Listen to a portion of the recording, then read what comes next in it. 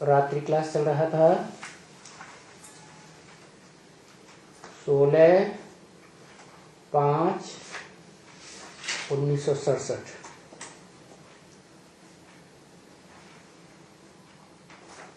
दूसरे पेज की पहली लाइन में बात चल रही थी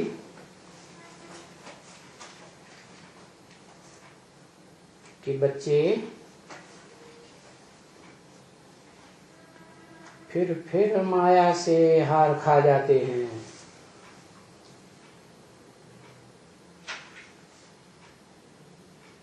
तो बाप आर्डर देते हैं, सुंघाओ उनको संजीवनी बूटी।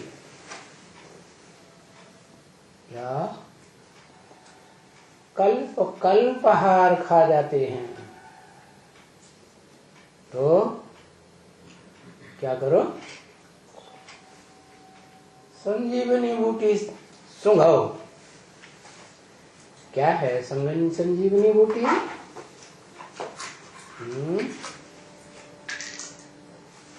तो फिर से सुरजीत हो जाए, खड़े हो जाए।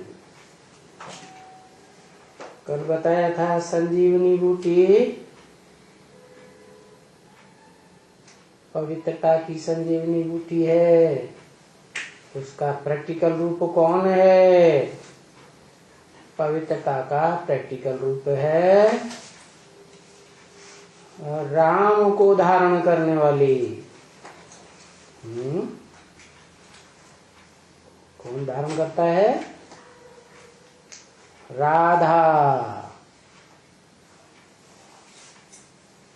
कौन से राम को धारण करती है? त्रेता वाले राम को नहीं, त्रेता वाला राम नहीं,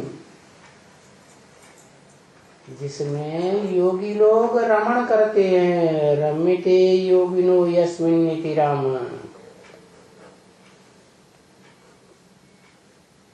कौन सी योगी लोग रमण करते हैं?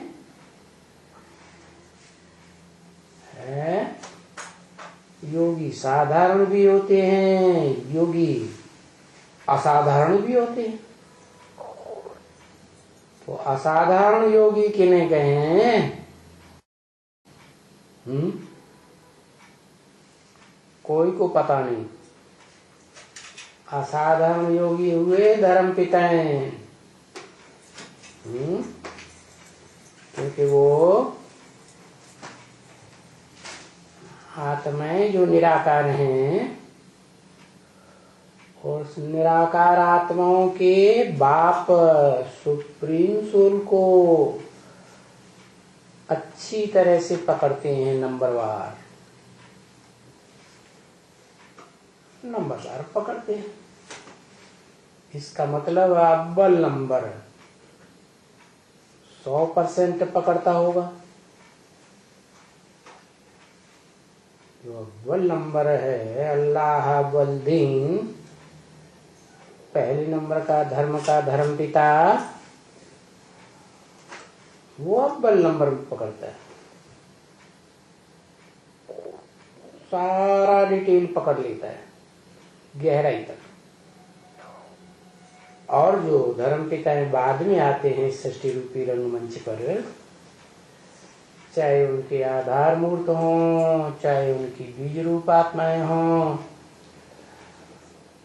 वो कम पहचानते हैं। नंबरवार कह देते हैं, नहीं पूरा पहचानते हैं तो कह देते हैं खुदा निराकार है। क्या करता है? अल्लाह मियाँ ने जमीन बनाई, अल्लाह मियाँ ने आफताब सूर्य बनाया, अल्लाह मियाँ ने चांद बनाया, अल्लाह मियाँ ने समंदर बनाया। पूछा जाता कैसे बनाया? ज्यादा बोलने की जरूरत नहीं है। हमारे धर्म पिता ने जितना कुरान में लिखा है उतनी ही बात है, काफी है। नाराज हो जाते हैं। अरे ज्ञान की बातों में नाराज होना क्या? तो देखो दूसरा धर्म पिता इस दुनिया में आता है, दो धर्म, दो राज्य, दो भाषाएं, सब बातों में द्वैतवाद फैलाता है, उसका ही ये हाल है, तो बाद में आने वाले धर्म पिताओं का क्या हाल होगा?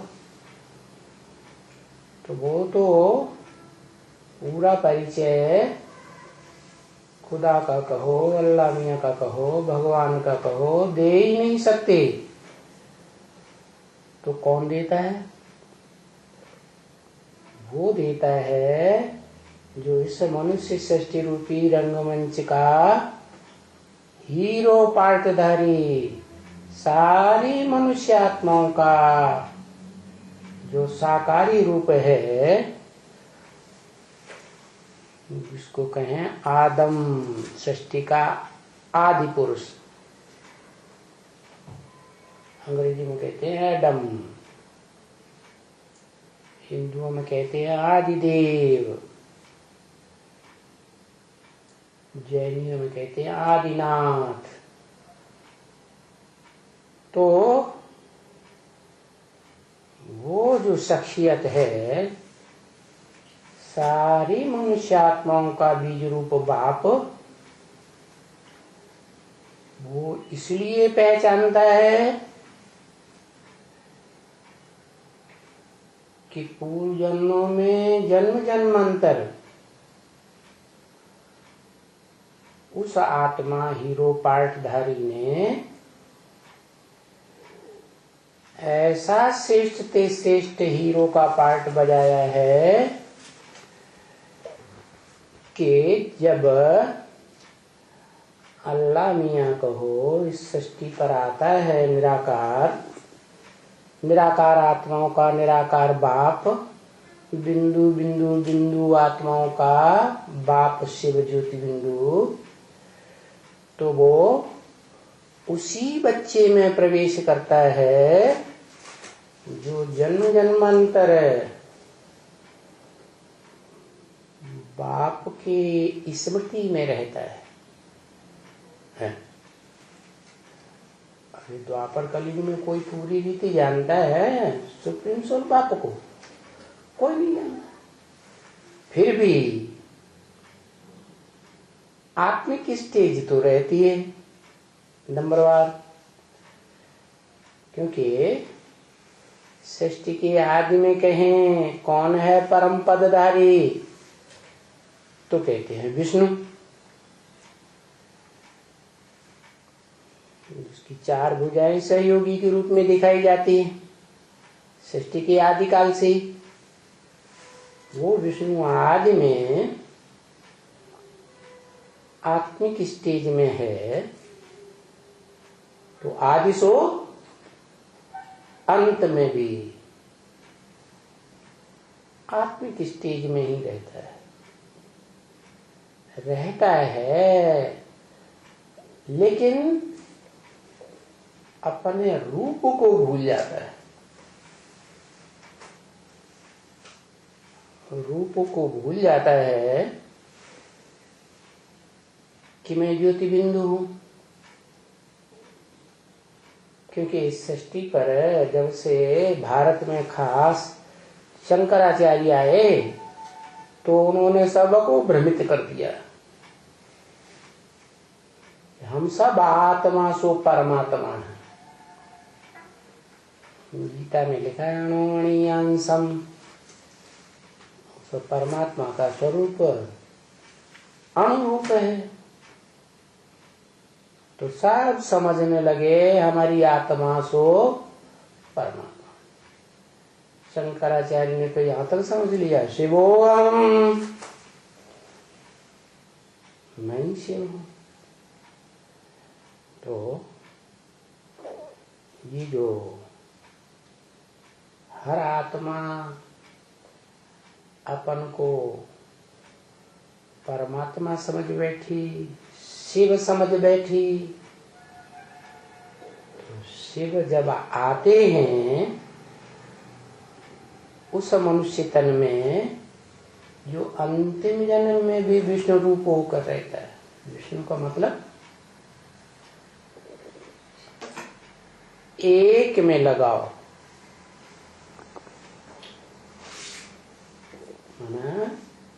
इसे दुनिया में कलयुग के अंत में होता नहीं है कि स्त्री पुरुष से मिलकर एक होकर रहते हो। वाचा से, कर्मणा से, दृष्टि से, वृत्ति से कुछ न कुछ टकराव होता है। लेकिन वो जो विष्णु रूप है आदि सो अंत वाला, वो अंतिम जन्म में भी आपस में स्वभाव संस्कार मिलते हुए होते हैं। तो लेकिन गलती क्या हो जाती है, अपन वो ही भगवान समझ लेते हैं।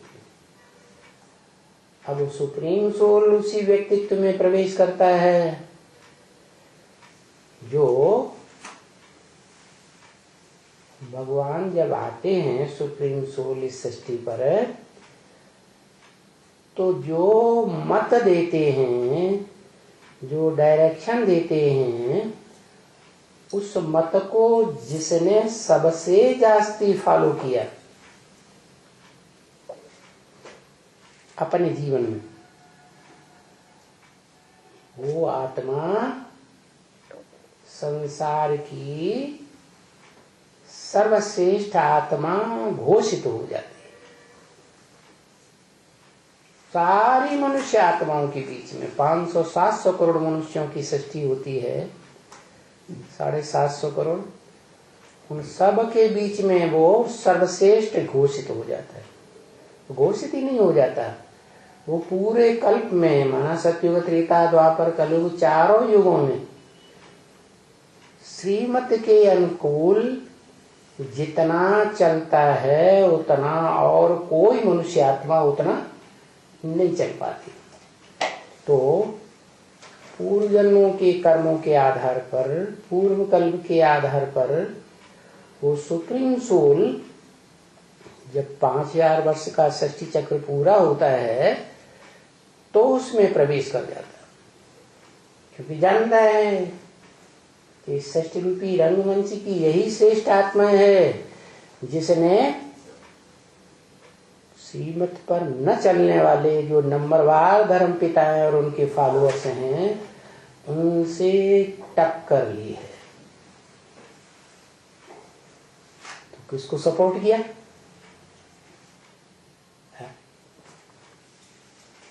टक्कर ली तो सपोर्ट किसको ली? किसके लिए किया? सुप्रीम सोल के लिए। सुप्रीम सोल की मत पर जो चलने वाले हैं उन सूर्यवंशियों को सपोर्ट करता रहा। बाकी जो नहीं चलने वाले या दूसरे धर्म पिताओं के मत पर चलने वाले और दूसरे धर्म पिताएं अपने चलाते हैं, तो उसी आत्मा में जो मनुष्य सृष्टि का बीज रूप बाप के समान हीरो पार्टदारी है, प्रवेश करते हैं और प्रवेश करके पता तो लगता नहीं कि प्रवेश किया या नहीं किया। खासियत है शिव सुप्रीम सोल की कि और आत्माएं प्रवेश करती हैं तो पता लग जाता है, नैन चैन चेहरा मोहरा बातचीत बदल जाती है। और शिव जब प्रवेश करते हैं तो कोई को पता ही नहीं लगता कब आया कब चला जाता। तो उस मनुष्य सृष्टि के बीज आदम को भी पता नहीं लगता है, लेकिन वो तो अपने ही भनक में रहता है, शिवोहम क्या। तो बस जो भी संगठन ओम मंडली में इकट्ठा होता है उनके साथ देह का संग का रंग लगाकर ये समझता है मेरे संग के रंग से सारी दुनिया सुधरेगी।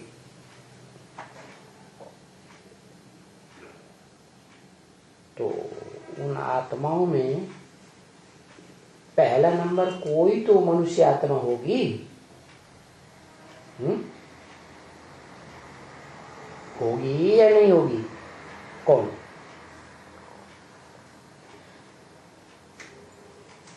जो ओम मंडली में पहले पहले संग का रंग लेने वाली बनती है।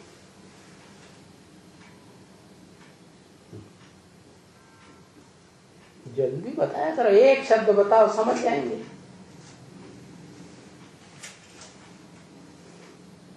जगदम्बा ऊपर ऊपर जो ढांचा होता है शरीर का, उसका संग लेती है कि उस ढांचे के अंदर जो असली चीज है उसका संग लेती है?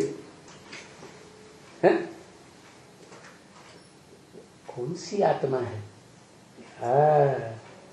जिसका नाम पड़ता है राधा।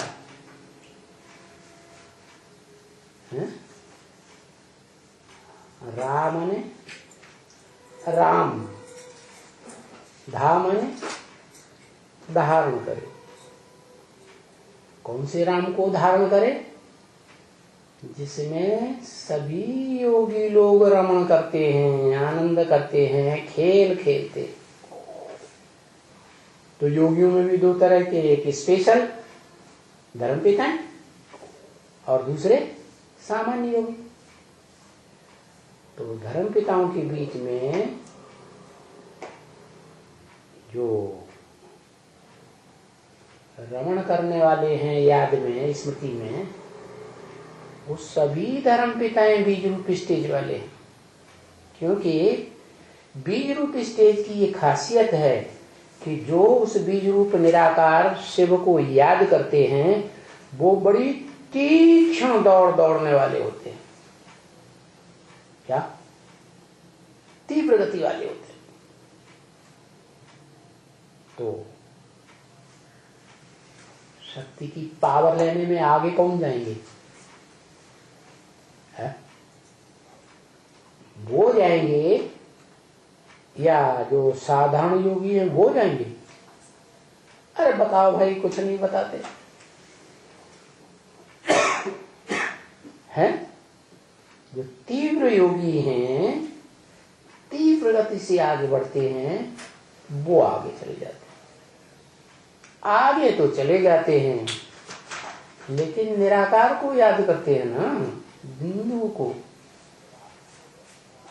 निराकार में गुण होते हैं, अवगुण होते हैं, या साकार में गुण अवगुण होते हैं?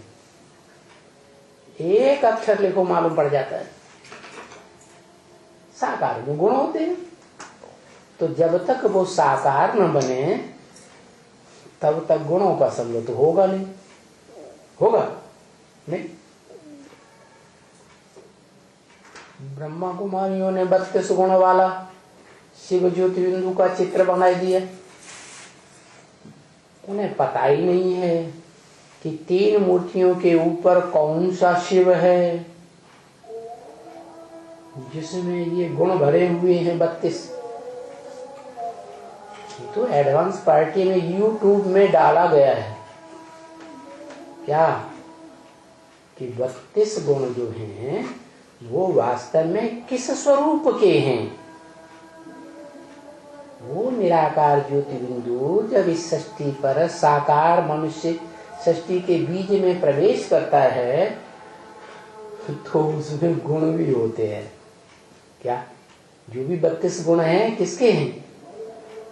जिसके हैं उसके लिए ब्रह्म वाक्य वेदवाणी में मुरली में बोला है क्या कि मैं तुम बच्चों को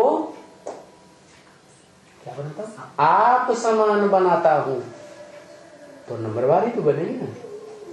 तो वो जो मनुष्य सृष्टि का हीरो पार्टधारी आदम है वो बाप समान निराकारी पहले बन जाता है। इसलिए उसका नाम शंकर शिव के साथ जोड़ा जाता है। और कोई भी मनुष्य आत्मा का नहीं, कोई प्राणी मात्र का नहीं, कोई देव आत्मा का नहीं, कोई राक्षसी आत्मा का नाम नहीं जोड़ा जाता, क्योंकि वही 100% समान बनता है। समझा? तो अब वो जो समान बन गया,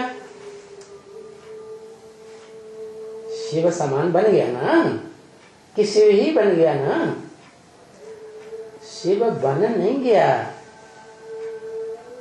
लेकिन शिव समान बन गया। जैसे बड़ा बच्चा होता है ना, तो बाप समान बन जाता है, उसी तरीके से शिव नहीं बन गया, लेकिन शक्तियों के हिसाब से, गुणों के हिसाब से बाप समान ही बन गया।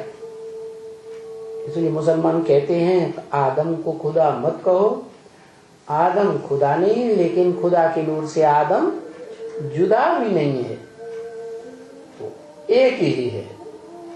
जुदा माने अलग नहीं है, तो वो निराकार शिव जैसी स्मृति वाला, निरंतर स्मृति वाला बन जाता है। किसकी स्मृति? कोई साकार प्राणी की, कोई साकार मनुष्य की, है? किसकी स्मृति? निराकार ज्योति बिंदु की स्मृति। मैं तुम में समा जाऊं, तू मुझ में समा जाए, लीन होने वाली बात जो आती है, तो वो आत्मा जब संपन्न शिव समान बन जाती है, समान बनने के कारण फिर क्या होता है? उसी में गुण आते हैं, जो 32 गुण दिए हुए हैं, उसके लिए कहा गया है त्रिमूर्ति शिव। उस निराकार की 3 मूर्तियां हैं। क्या? बाकी जो सुप्रीम सोल शिव है, परम धामवासी, वहां मूर्तियां होती हैं? मूर्तियां तो होती नहीं। हाँ, वो इस सृष्टि पर जब आता है तो 3 मूर्तियां मौजूद होती हैं, लेकिन वास्तव में कर्तव्य होता है उनका क्या? शास्त्रों में जो नाम है काम के आधार पर हैं या ऐसे ही नाम पड़ जाते हैं? तो जो 3 मूर्तियां मौजूद होती हैं, उन्होंने कोई प्रैक्टिकल कर्म करके दिखाया? अरे उस समय कोई प्रैक्टिकल कर्म करके दिखाया? नहीं दिखाया ना। वो तो प्रैक्टिकल कर्म करके दिखाएं, तब कहा जाए क्या है कि वो 3 मूर्तियों का पाठ बजाने वाले नामधारी हैं। ब्रह्मा के मुख से निकले ब्राह्मण, कुख गोद से बने कुहवंशावली ब्राह्मण। प्रैक्टिकल देखने में आए तभी तो कहा जाएगा। विष्णु पालना करके दिखाए नई दुनिया की। अब नई दुनिया बनी नहीं और विष्णु को ऐसे नाम धर गया, हो जाएगा? तो जो 3 आत्माएं हैं, उनमें जो पहला है वो स्वयं प्रजापिता कहो, आदम कहो, वो जिसमें शिव प्रवेश कर जाते हैं, निराकार रथ ले लेते हैं शरीर रूपी। कहते हैं ना, अर्जुन के रथ में भगवान ने कंट्रोल किया, तो वो हो गया 2 आत्माएं हो गई ना, एक शिव और दूसरा अरे एक अक्षर लिखो, है शंकर। क्यों शंकर? क्योंकि मिक्स हो गए 2। एक पत्थर बुद्धि है और एक एकदम पारस बनाने वाला संग के रंग से। तो शिव शंकर नाम पड़ जाता है, क्योंकि 2 आत्मा एक ही शरीर में काम करती है। तो एक तो वो मूर्ति हो गई, फिर दूसरी मूर्ति है, दूसरी मूर्ति वो तो बाप हो गया, प्रैक्टिकल में हो गया बाप मनुष्य सृष्टि का, क्योंकि मनुष्य साकार तो बाप भी साकार। तो जो साकार मनुष्य सृष्टि का बाप है, नई सृष्टि रचने के लिए, वसुधैव कुटुंबकम बनाने के लिए कौन चाहिए? है? मां चाहिए। तो कौन सी मां है? कौन सी मां कहेंगे और कैसे कहेंगे? है? हाँ, जो आत्मा है वो है पुरुष।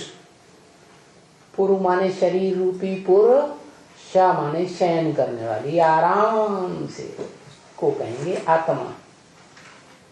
नहीं तो शरीर के अंदर परेशानी पे अनुभव करती है तो आत्मा रूपी पुरुष बना ही नहीं। जैसे तो शिव प्रवेश कर गया ना, तो पक्का पक्का वो पुरुष है या नहीं है? तो इसे षष्ठी पर आते ही उसे मां चाहिए, प्रैक्टिकल हमें चाहिए। ऐसे तो मां प्रजापिता बन गया क्या? उसमें वो सार रूप में मनुष्य सृष्टि का जो बीज रूप बाप है, साकार है, उसमें सार रूप में मां भी है और मनुष्य सृष्टि का बाप भी है। क्या बाप है? मनुष्य आत्माओं का बाप है ना? लेकिन पत्थर बुद्धि हो गया। क्या हो गया? पत्थर बुद्धि हो गया। कैसे? कैसे पत्थर बुद्धि हो जाता है? बाप है ना, 500-700 करोड़ का बाप है ना, तो बाप सब बच्चों के संसर्ग संपर्क संबंध में आता है या नहीं आता है? आता है। तो बच्चों का संग का रंग लगेगा या नहीं लगेगा? है? रंग लगता रहता है। और वो ऊपर से आत्माएं दूसरी जो आत्माएं उतरती हैं आत्मलोक से, वो सात्विक आत्माएं तो उतरती हैं, परंतु जिस जैसे साकार मनुष्यों में प्रवेश करती हैं, जो वही कमजोर आत्माएं हैं जो स्वर्ग में कहो, सतयुग त्रेता रामकृष्ण की दुनिया में कहो, कम कलाओं वाली बनती है, कम जन्म लेने वाली बनती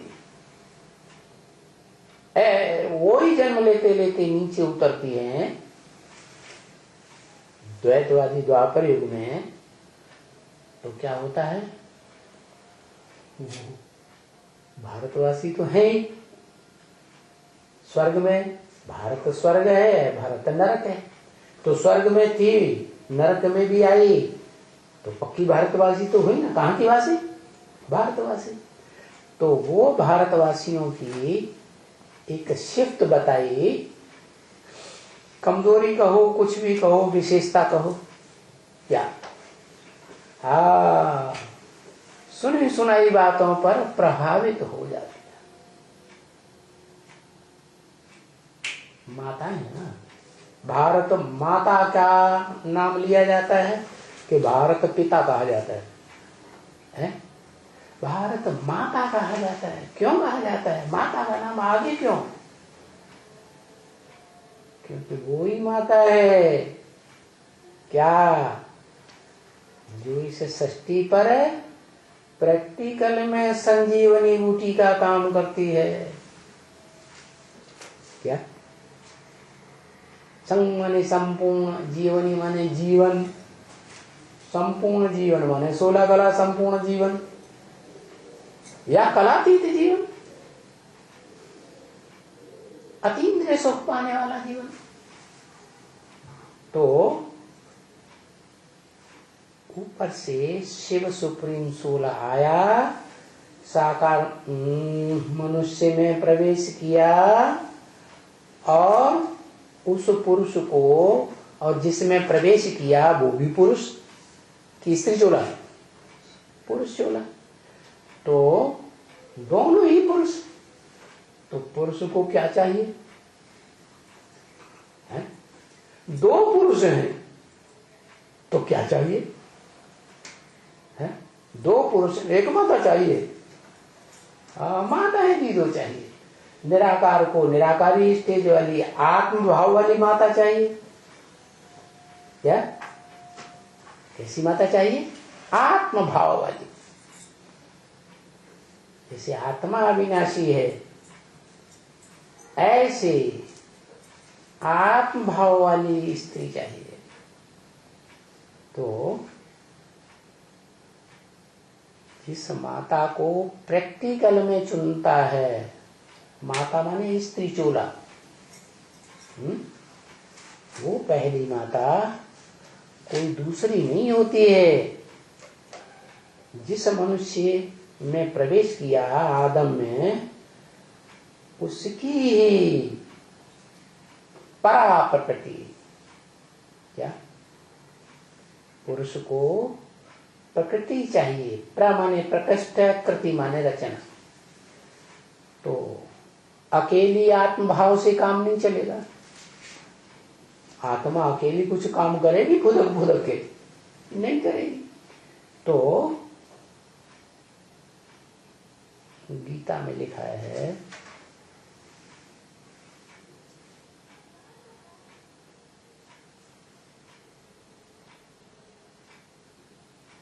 प्रकृति को, परा प्रकृति को अवस्थम्य। क्या अवस्थम्य में अच्छी तरह से भली भांति स्थिर करके। क्या इधर उधर चंचल न बने। क्या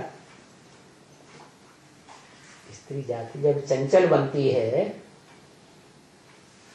तो दूसरों से आंख लगाती है, दूसरों से संबंध इंद्रियों का जोड़ती है। तो क्या किया शिव ने? जो आत्मभाव वाली प्रकृति है, श्रेष्ठ प्रकृति, उसको अवस्थम्य, गीता में शब्द आया है,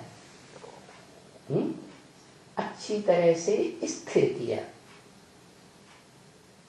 हिलने न पाए।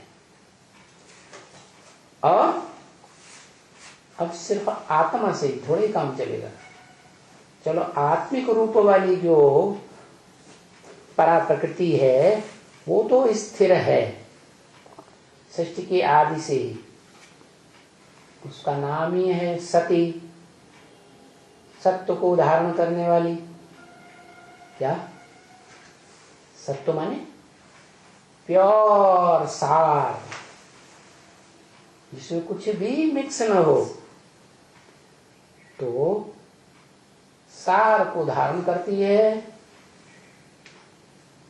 उसको सती कहा जाता है। माने दूसरे पुरुष का संग नहीं करती तो क्या होता है? सती कही जाती है। और वही सती फिर अगले जन्म में पार्वती कही जाती है, पार लगाने वाली। वही शिव का बड़ा बच्चा शंकर है, उसको कौन पार लगाएगा? लेकिन पुरुष है कि स्त्री है?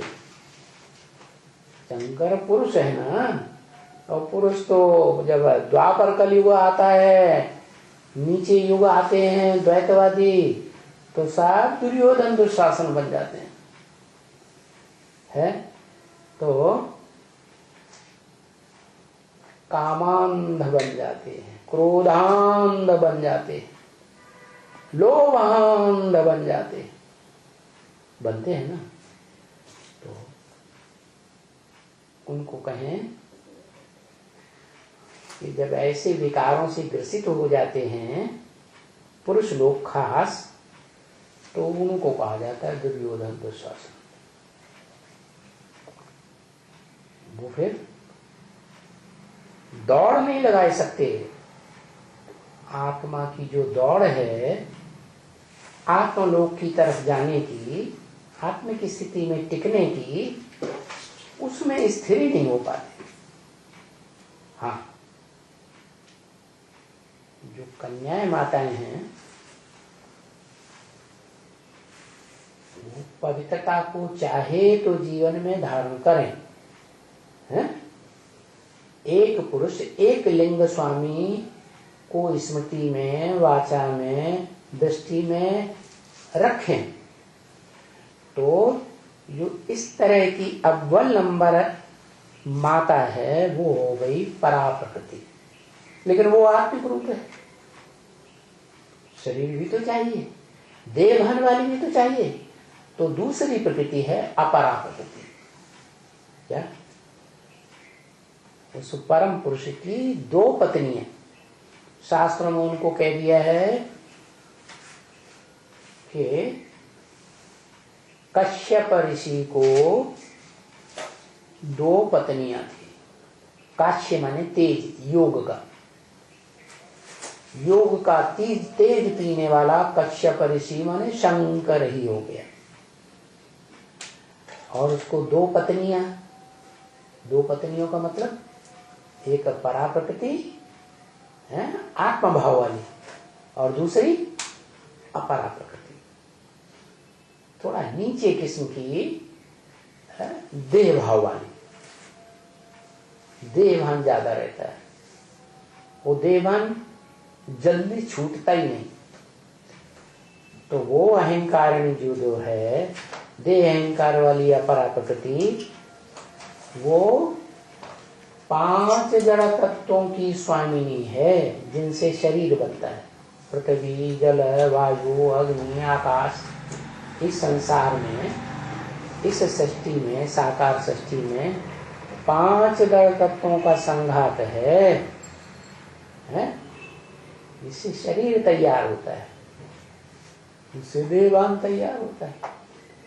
तो ये दोनों माताएं फिर क्या करती हैं? संतान पैदा करती है।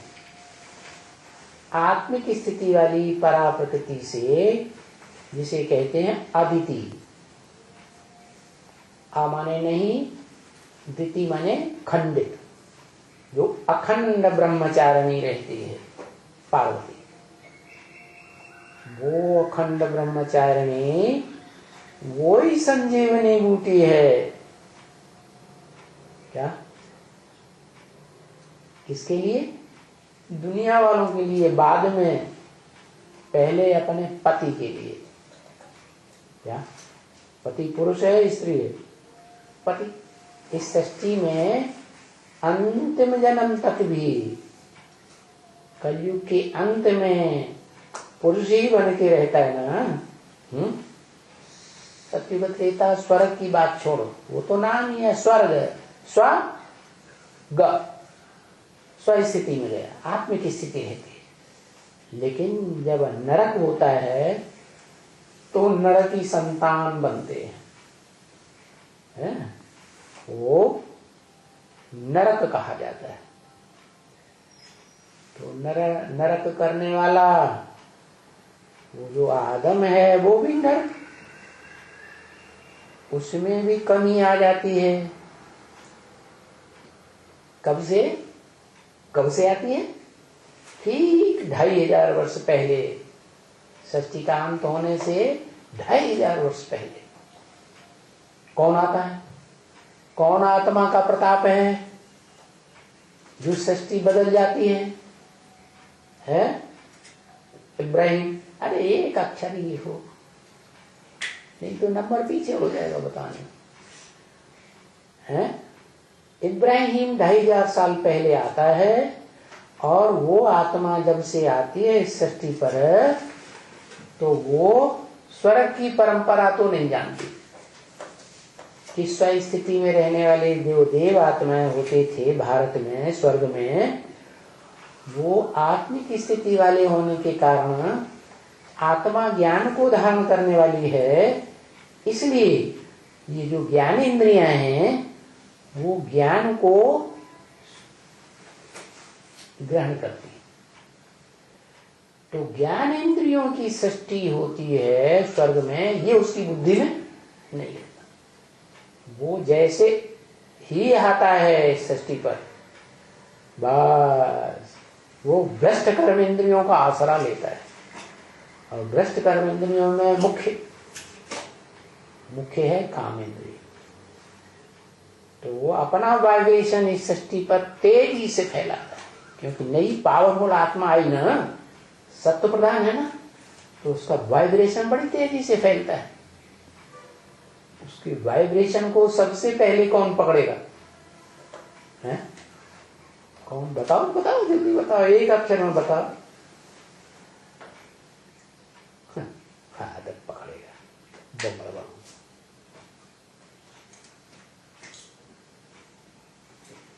जगदम्बा, ये रही ना बात। सृष्टि के आदि में भी देवभान का वाइब्रेशन पकड़ने वाली कौन सी आत्मा थी? है आदि से अंत तक कौन सी थी? जगदम्ब है।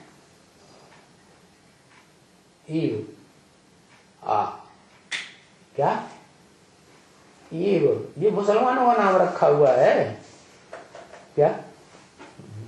जो इब्राहिम आया ना, उससे प्रभावित हुई।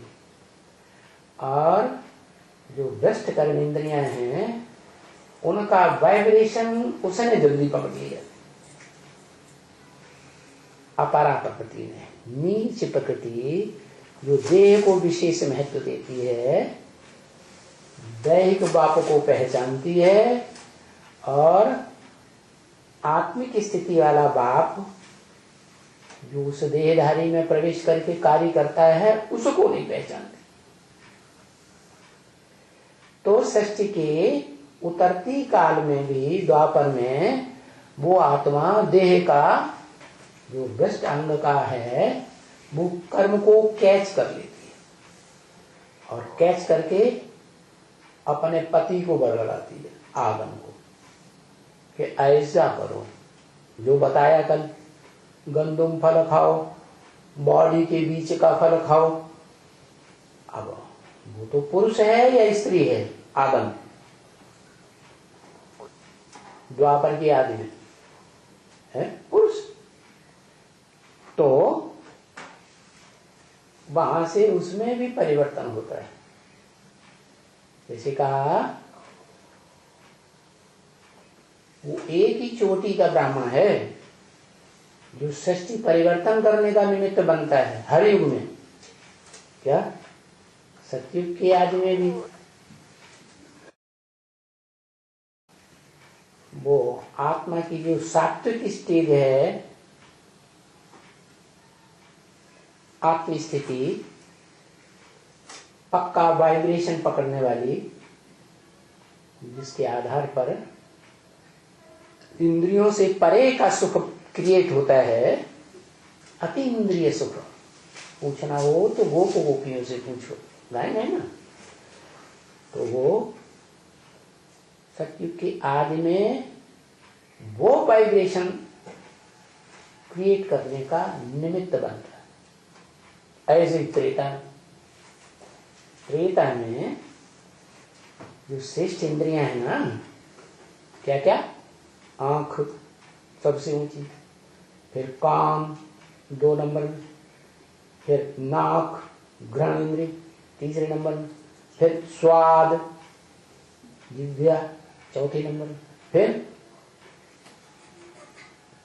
चुंबन लेते हैं ना, तो जो या ये जो स्पर्श का सुख होता है, वो स्पर्श इंद्रिय बड़ा खुश हो रहा है, इसको तो खुशी का पारावार चढ़ गया। तो ये हुआ 5 ज्ञानेंद्रिय। वो 5 ज्ञानेंद्रियों तक सुख लेने का जो वाइब्रेशन रहता है, तब तक है स्वर्ग में सतयुग की रचना, पैदाइश। फिर क्या होता है? त्रेता युग जब शुरू होता है, तो ये जो 5 ज्ञानेंद्रियां हैं, इनका सुख थोड़ा कम हो जाता है, 2 कला। तो बस बाहुपाश में उतर आते हैं। क्या किसी को ज्यादा प्यार होता है ना तो दोनों बाहों में जकड़ लेते हैं, छाती से जकड़ लेते हैं। तो देहभान जो है ज्ञान इंद्रियों से उतर करके कहाँ आ गया, बाहुपाश तक आ गया। तो वो त्रेता युग की संतान चलती है। क्या कंधों से लेकर के और कमर तक।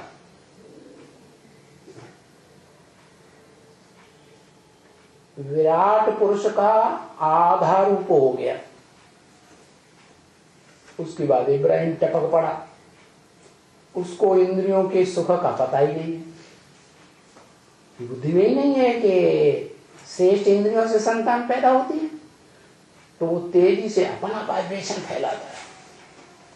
उस वाइब्रेशन को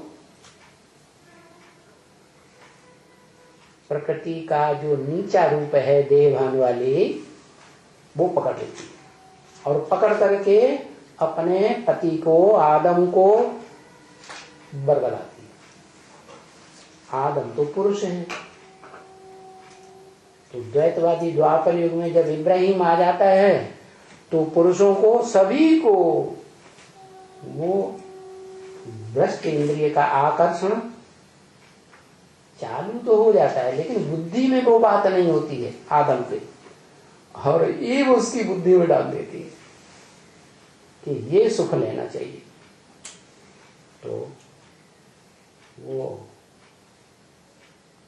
कैसा ब्राह्मण है, आदम कैसा ब्राह्मण है, चोटी का ब्राह्मण था ना। सत्युग के आदि में भी सत्युग की परंपरा शुरू करता है, त्रेता के आदि में भी क्षत्रियों की परंपरा शुरू करता है, और द्वापर के आदि में भी ऐसा ब्राह्मण बनता है जो पहला पहला विषयस वैश्य बनता है। ये भ्रष्ट इंद्रियों से जो विष निकलता है, जिसको कहते हैं मूत की औलाद, क्या अंग्रेज लोग कहते हैं यूरिन, कहते हैं ना है? ये चैतन्य जो मनुष्य हैं उनमें यूरिन निकलती है, उससे बिच्छू टेंडन वाली संतान पैदा होती है। और जो धरणी माता कही जाती है, पृथ्वी माता, वो प्रदूषित होती है। ऐसे ही इस दुनिया में जो स्थूल धरणी है उसमें भी ये आज बड़ी तादाद में यूरिया डाली जाती है। ये यूरिया डालने से सारी धरणी एकदम कठरानी बनती चली जाती, कलराठी। तो बंजर जैसी जमीन होती जाती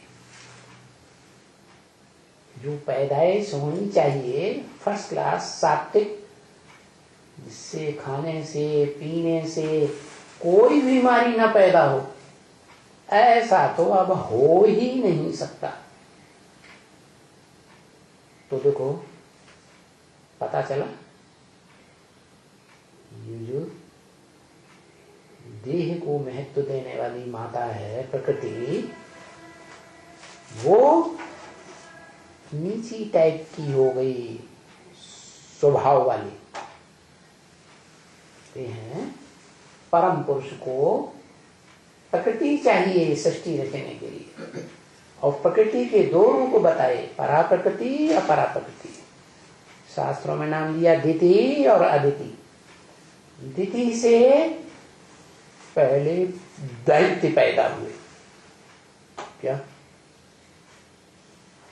जैसे ब्रह्मा की औलाद ब्राह्मण, विष्णु की औलाद वैष्णव, शिव की औलाद शैव, एक मात्रा बढ़ती है ना। ऐसे ही दिति की औलाद दैत्य। उनका काम ही है क्या, दैत्य काम करना। दिति, जैसे दिति का नाम है ना खंडित, ऐसे उन दैत्यों का काम ही है जो भी स्त्रियां हैं उनकी चीड़ फाड़ करते रहो। तो दैत्य नाम पड़ा, दैत्य कर्म करने वाले, खंडित करने वाले। वो वहां से द्वापर युग से पहला ब्राह्मण निमित्त बन गया। क्या? भ्रष्ट इंद्रियों का विष पीना शुरू हो गया। पहले पहले शुरुआत में जो भी धर्म पिताएं आते हैं उनमें विकृति नहीं होती है। जैसे ब्रह्म वाक्य मुरली में आया वेदवाणी में कि क्राइस्ट जब आया था परम धाम से, उस समय विकार की चेष्टा नहीं होती थी। भ्रष्ट इंद्रियों का विकार नहीं होता। हाँ, नई आत्मा है ना, इसलिए चेहरे पर तो बड़ा आकर्षण होता है। क्या? उसमें भी नेत्रों में बड़ा आकर्षण। कोई भी धर्म पिता ले लो, ध्यान से देखो उनके चेहरे को। क्या आज भी उनके चित्र मिल रहे हैं? इतने आकर्षण वाले थे हैं? क्राइस्ट को देखो, बुद्ध को देखो, आंखों में आकर्षण है ना। किस बात का आकर्षण? रूहानियत का आकर्षण। ऐसे ही शंकराचार्य को, ऐसे ही इसको सिखों के गुरु नानक को। ध्यान से देखो, वो रूहानियत जब वो आत्मा आती है तो चेहरे से टपकती है? तो वही रूहानियत इब्राहिम जब आया, वो भ्रष्ट इंद्रियों के कर्म का वाइब्रेशन तो फैलाया, क्योंकि उसकी बुद्धि में ये नहीं था कि इन श्रेष्ठ इंद्रियों से भी संतान पैदा होती है या सुख लिया जा सकता है।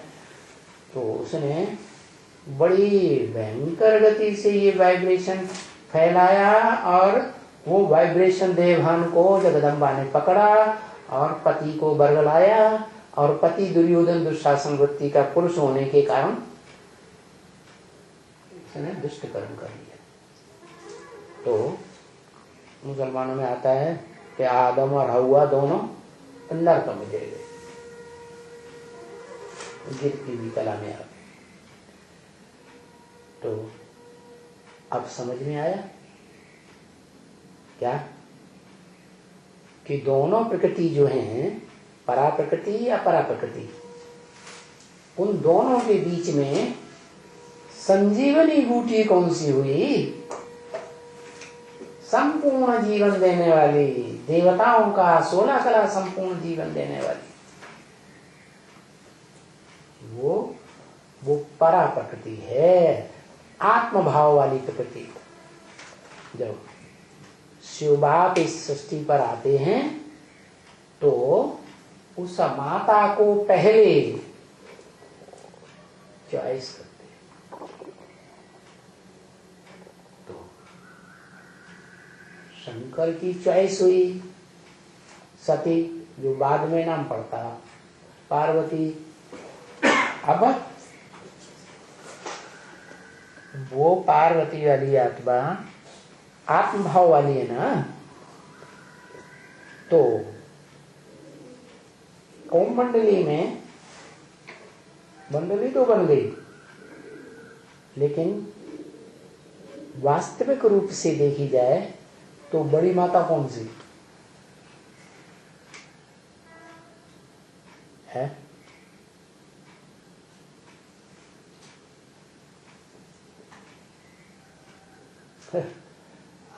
परा प्रकृति बड़ी माता कैसे हो गई?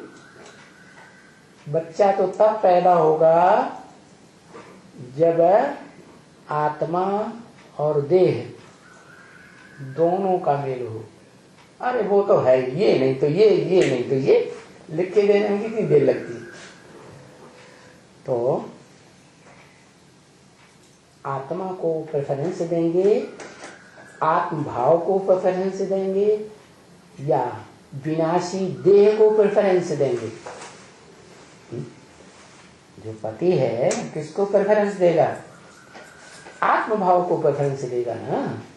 तो वो परा प्रकृति के द्वारा, परा प्रकृति के संयोग से जो संतानें पैदा होती हैं, वो किस तरह की संतानें पैदा होती हैं? पहले पहले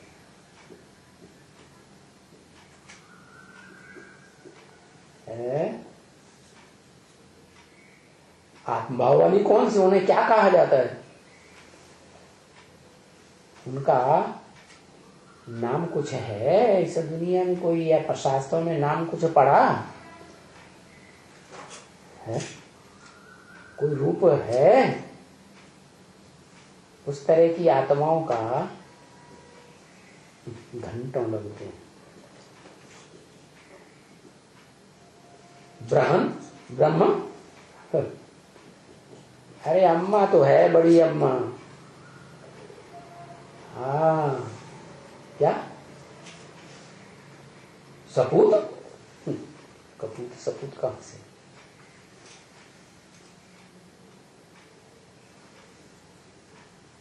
क्या हुआ? चलो, रुद्रगण पुरुष स्वभाव वाले, आत्म भाव वाले। आत्म भाव की प्रकृति से किनकी पैदाइश होना शुरू हुई? पहले पहले आत्म भाव वाली आत्माएं पहले ज्ञान में आई ओम मंडली में, और उनमें भी सबसे पहले आई जो आत्मा शंकर के बाद दूसरे नंबर की योग धारण करने वाली, योगिनी जिसका नाम दिया, वो योगेश्वर, वो योगेश्वरी, वो ही जो रुद्र ज्ञान यज्ञ चलता है, आरंभ होता है, उसमें महारुद्र का काम करने वाला शंकर और उसकी सहयोग देने वाली आत्मा रुद्र, महारुद्र के साथ रुद्राणी। तो वो दोनों आत्माएं मिलकर के जो संगठन तैयार करती है उसका नाम पड़ता है रुद्रमाला। 108 इस तरह के बच्चे तैयार होते हैं पहले पहले, जो आत्मिक स्टेज धारण करने वाले, क्योंकि आत्मभाव वाली माता से ही जन्म लेते हैं।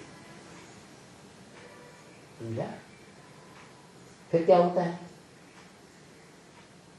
फिर बाद में जो साक्षात्कार वाला भक्त था अव्वल नंबर, कौन? दादा लेखराज, है ना? वो पहले भी आया था, आकर के वापस चला गया, सिर्फ सुन लिया क्या कि मेरा ब्रह्मा का पाठ है, और सिंध हैदराबाद में जाके सत्संग में उसने अपना काम शुरू कर दिया, सत्संग का जोर शोर से। तो वो आत्माएं जो रुद्रमाला के बच्चे पहले बनते हैं, ज्ञान में पहले निकलती हैं, वो रुद्रमाला के बच्चे ज्यादा जन्म इस सृष्टि पर पुरुष के लेंगे या स्त्री के लेंगे? पुरुष के ज्यादा जन्म होते हैं, इसलिए वो भी दुर्योधन दुशासन की लिस्ट में आ जाते हैं। और जो माता है ना, वो माता आत्मभाव वाली है, जिससे संजीवनी बूटी तैयार होती है, प्रैक्टिकल में पवित्र जीवन जीने वाली ब्राह्मणी बनती है। लेकिन उसके जन्म इस सृष्टि पर स्त्री रूप के ज्यादा होंगे कि पुरुष रूप के ज्यादा होंगे? पुरुष रूप के ज्यादा होंगे। है वो माता जो परा प्रकृति बनती है, जिससे आत्म स्थिति वाले बच्चे पैदा होते हैं। पहला पहला बच्ची पैदा हुई कौन सी? योगिनी हुई ना। तो योगिनी तो पुरुष प्रकृति वाली है ना, रुद्रमाला का मौका हुआ ना, इसलिए वो तो पुरुष जन्म ज्यादा लेती है, और सारे ही मण के पुरुष जन्म ज्यादा लेते हैं। लेकिन माँ कैसी है? आत्मभाव वाली तो है, लेकिन फॉलो किसको करती है? 100% किसको फॉलो करती है?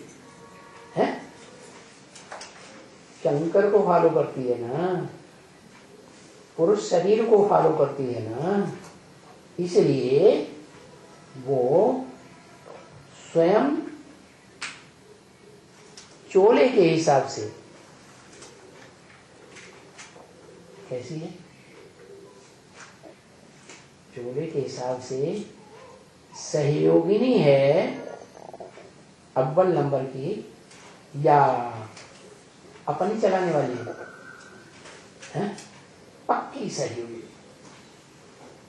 जैसे ब्रह्मा बाबा के जीवन में पक्की सहयोगिनी कौन बनी थी?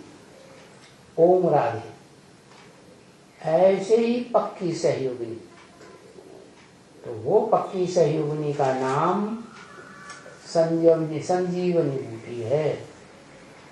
संपूर्ण जीवन धारण करती है, और संपूर्ण जीवन उसे कहेंगे जो सुख ही सुख में रहे हर जन्म, या जो पुरुष स्वभाव के रुद्रमाला के मण के जन्म जन्मांतर के राजा बनने वाले हैं, वो तो मार काट मचाते हैं? तो हिंसक दुनिया में उनको युद्ध करना पड़ता है, तो देह का सुख ले पाते हैं? नहीं। देह का सुख लेने में, आत्मा का भी सुख लेने में सबसे आगे कौन गई है? रानी तो दुनिया में बहुत होती है, महारानी है शंकर। शंकर का कहाँ देह का सुख, आत्मा का सुख। और जो विष पीने वाला है देह से,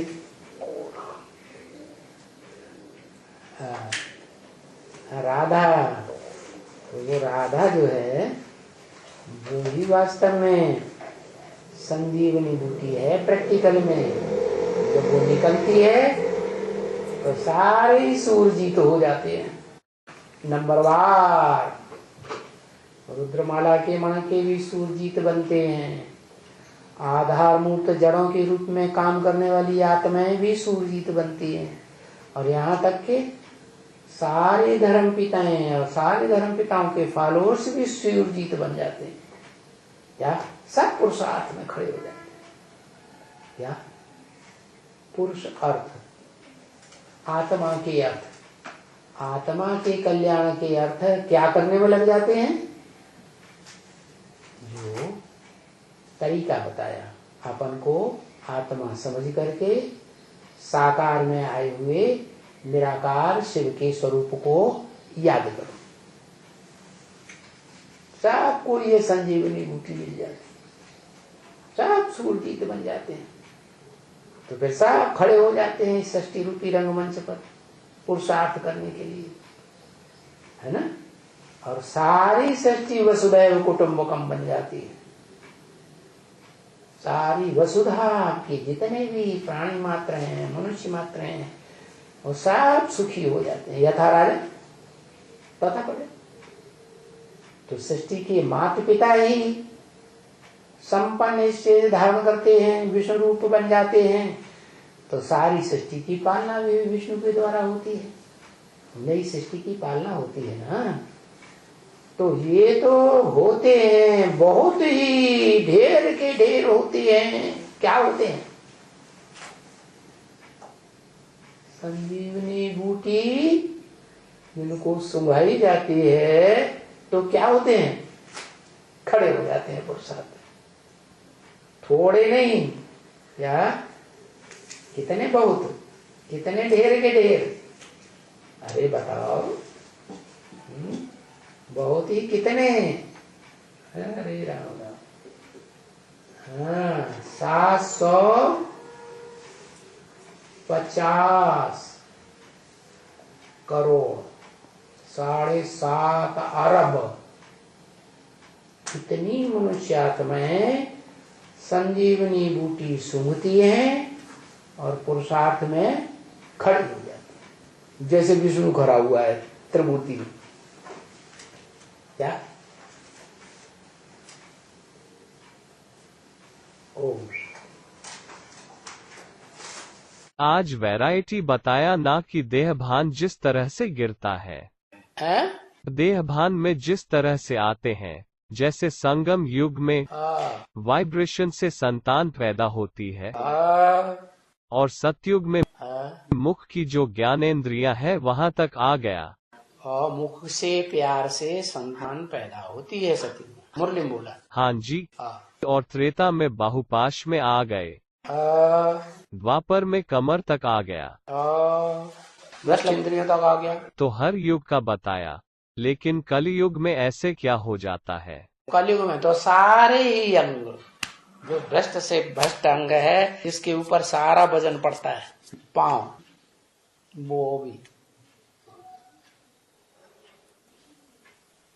जब पति बच्चा पैदा करता है ना, बीज डालता है ना, तो आखिरी जोश में जब आता है तो ये भी कड़क हो जाता है, हाथ पांव सब कड़क हो जाते हैं, सारे शरीर से, शरीर का सारा खून की ताकत लग जाती। हाँ, उसको कहेंगे बेविचारी दुनिया। कैसी? भय वर्ण संकर सब है, सब वर्ण संकर हो जाते हैं। न कोई देवता ब्राह्मण रहता है, न कोई क्षत्रिय, न कोई वैश्य, न कोई शूद्र। क्या भंगी ना आकर के ब्रह्मा बाबा के गले लिपट जाती है। क्या कहा? सारी सभा के सामने नो लोकलाज। तो समझ में नहीं आ रहा है कि कलयुग में क्या होता है। एकदम व्यभिचारी बन जाते हैं सारे ही अंग व्यभिचारी। पांव भी तो अंग हैं, भ्रष्ट इंद्रियों में। सांप होता है ना, सांप जब आपस में मिलते हैं तो खड़े हो जाते हैं और पूंछ पे सारा उनका दबाव आता है। विकारों की पूंछ के ऊपर पूरा उनका दोनों का शरीर खड़ा हो जाता है, इतने विकारी होते हैं। तो सांप जैसे हो जाते हैं मनुष्य, एड़ी से चोटी तक की सारी ताकत लगा देते हैं, तब संतान पैदा होती है। चलो एक बात हुई, अब दूसरी बात। धर्म पिताओं को स्पेशल योगी क्यों बोला है? जो जितना बड़ा योगी होगा वो फिर वशीकरण मंत्र वाला होगा कि नहीं होगा? अच्छा, उतने सारे हुजूम को वो अपने में कन्वर्ट बस में नहीं करता है, कन्वर्ट कर लेता है। नहीं करता है। जैसे इस्लाम धर्म का और क्रिश्चियन धर्म का इतना बड़ा हुजूम है। तो मतलब मोहम्मद, इब्राहिम और क्राइस्ट का तो योग बल से उन्होंने हुजूम माना दुनिया के बड़े हिस्से को वशीकरण मंत्र से वश में कर लिया ना। फिर एक और बात है, गंदुम फल की कहानी बताते हुए बताया ना, इव अपने पति को बरगलाती है, लेकिन क्या? लेकिन इव के साथ प्रवृत्ति कहाँ रहती है? प्रवृत्ति रहती है राधा के साथ। इव तो टपक पड़ती है ना। टपक पड़ती है। कलाएं कितनी रह जाती हैं? 8। रोशनी कितनी रह जाती है? आधा। फिर आधे से भी कम होती है कि नहीं? त्रेता के आखिरी जन्म के बाद तभी इब्राहिम आ जाता है। कौन सा पलड़ा भारी हो जाएगा? भ्रष्ट इंद्रियों का कि श्रेष्ठ इंद्रियों का? भ्रष्ट इंद्रियों का। तो हो गया। पत्नी तो वास्तव में राधा होनी चाहिए ना। पत्नी राधा कैसे होनी चाहिए? श्रेष्ठ इंद्रियों का आकर्षण रह गया, अब भ्रष्ट इंद्रियों में आ गया। फिर अच्छा, इसलिए जब इब्राहिम ऊपर से आत्मा ही निमित्त मात्र ऐसी आ गई इस संसार में। जैसे कहते हैं ना, बच्चा घर में आया तो ऐसा बच्चा घर में आया, सारे घर की काया पलट हो गई, धन ही धन आने लगा। तो निमित्त कौन बना? वो बच्चा। ऐसे इब्राहिम आया और सारी सृष्टि में वो वाइब्रेशन फैल गया, काम इंद्रियों का, भ्रष्ट इंद्रियों का भ्रष्ट वाइब्रेशन फैल गया। उसको किसने पहले पकड़ा?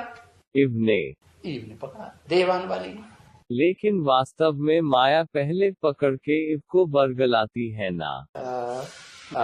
अगर और गहराई से देखा जाए तो ईव पकड़ाती, ईव माया पकड़ती है, ईव को कंट्रोल कर लेती है। माया तो बच्ची है, बेटी है ना।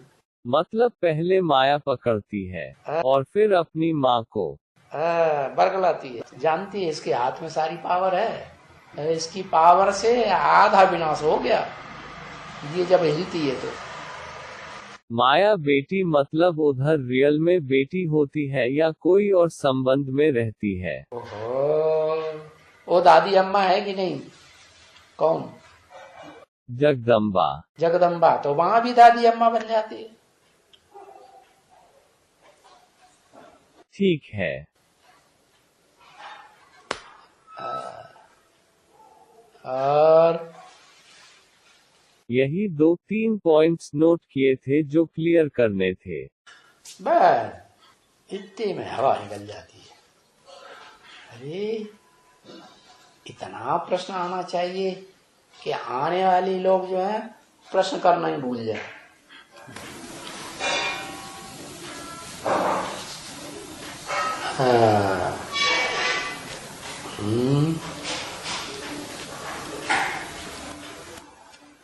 तभी भी तो कहेंगे चार्वाक सिद्धांत। क्या?